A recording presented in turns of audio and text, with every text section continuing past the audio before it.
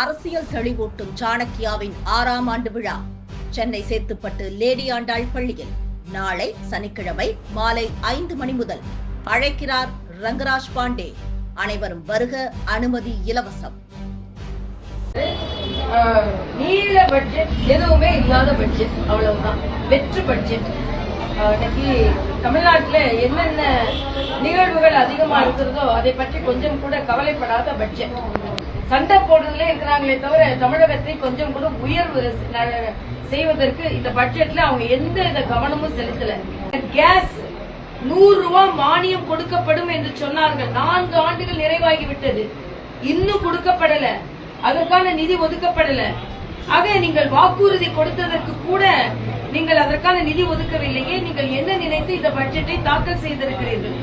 அதே மாதிரி மகளிர் உதவி தொகையை இன்னைக்கு பாஜக ஆட்சி செய்கின்ற டெல்லியில சொன்ன உடனேயே, இங்கே கூட 2 வருடம் கழிச்சுதான் அந்த மகளிர் உதவி தொகையை ஆரம்பித்தார்கள்.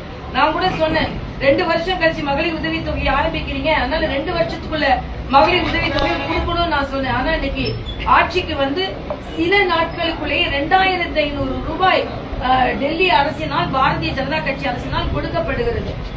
தமிழ் என்று சொல்லிக் கொண்டிருக்கிறார்கள். மரியாதைக்குரிய உள்துறை அமைச்சர் அமித்ஷா அவர்கள் கேட்டார்கள், எல்லா மாநிலங்களிலும் தொழிற்கல்விகள் வந்துவிட்டது, அந்தந்த தாய்மொழியில வந்துவிட்டது என்று சொன்னார்கள். தமிழில தொழிற்கல்வியை கொண்டு வருவதற்கு என்ன முயற்சி செய்தீர்கள்?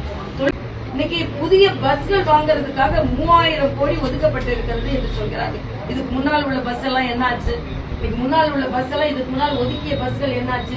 அதே மாதிரி மின் கட்டணத்தை பற்றி அவர்கள் 2 முறை இல்லாம 1 முறை தான் நாங்க எடுப்போம்னு சொன்னாங்க. அதை பற்றி அறிவிப்பு என் கண்ணில் தெரிந்த மாதிரி இல்லை. ஆக எதுவுமே இல்லாம ஒரு பட்ஜெட்டை, கேன்சர் மருத்துவமனைகளை பற்றி சொல்லியிருக்கிறார்கள். இது ஏற்கனவே மரியாதைக்குரிய பாரத பிரதமர் அவர்கள் எல்லா தலைநகரங்களிலும் கேன்சர் மருத்துவமனை நிறுவப்படும் என்று ஏற்கனவே சொல்லி இருக்கிறார்கள். அதே மாதிரி மருத்துவக் கல்லூரிகள், புதிய மருத்துவக் கல்லூரி எல்லா மாவட்டங்களுக்கும் வேணும் அப்படின்னு சொன்னா இவங்க அடிப்படையில் கொண்டு வந்தால் அதை கொடுப்பதற்கு தயாராக இருக்கிறது. இன்னைக்கு ஏற்கனவே இஎஸ்ஐ மருத்துவமனையை கோயம்புத்தூருக்கு கொடுத்திருக்கிறாங்க. திருப்பி கோயம்புத்தூருக்கு ஏம்ஸ் வேணும் அப்படின்னு கேட்கிறாங்க. ஆக இன்னைக்கு மத்திய அரசு பல நல்ல திட்டங்களை தமிழகத்திற்கு கொடுத்திருக்கிறது. டாஸ்மாக்ல 1000 கோடி ஊழல். இன்னைக்கு 2026 தேர்தலை எது நிர்ணயிக்க போகிறது என்றால் மது ஊழலும் மணல் கொள்ளையும் தான் நிர்ணயிக்கப்பட போகிறது. வெறும் வெற்று விளம்பரத்திலான அரசு நடந்து கொண்டிருக்கிறது என்பதை இந்த வெற்று நிதிநிலை அறிக்கை பிரதிபலிக்கிறது. வேளச்சேரியில 300 கோடி ரூபாய்க்கு பாலம் கட்டுறாங்களாம். ஏன் இன்னும் கொஞ்சம் காரை கொண்டு நிறுத்துறதுக்கா? 4000 கோடி ஒதுக்கி அவங்க இன்னும் மழை நீர்ல எதுவுமே செய்யல, இன்னும் வெள்ளத்துல வந்திருக்கு. இன்னொரு பாலத்தை கட்ட போறாங்களா? பாலம் கட்டினா அங்க கார் நிறுத்துறதுக்கான பார்க்கிங் பாலமா அது ஆக போகுது. ஆக தமிழ்நாட்டுல ஒரு அடிப்படை கட்டமைப்பு இல்ல, மக்களுக்கான புதிய திட்டங்கள் எதுவும் இல்ல. இதுல இன்னைக்கு 8 லட்சம் கோடி கடன் வாங்கியாச்சு. நீங்க உங்க பாக்கெட்ல இருந்து எடுத்து கொடுக்குறீங்க. கடன் வாங்கி தமிழக மக்கள் மத்தியில தலையில சுமையை ஏத்துறீங்க. ஏற்கனவே 8 லட்சம் கோடிக்கு வட்டி கட்டி கொண்டு இருக்கிறோம். ஆக முற்றிலுமாக தோல்வி அடைந்த நிர்வாகம் என்பதை நான் வெளிப்படையாக குற்றம் சாட்டுகிறேன்.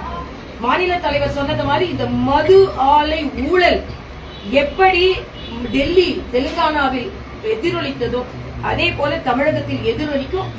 புதிய கல்விக் கொள்கை என்பது வெறும் மொழி மட்டும் இல்ல, விரிவுபடுத்தப்பட்ட கல்விக் கொள்கை. எல்லா மாநிலங்களும் ஒத்துக்கொள்ளும் போது ஏன் இதை ஒத்துக்கொள்ளல?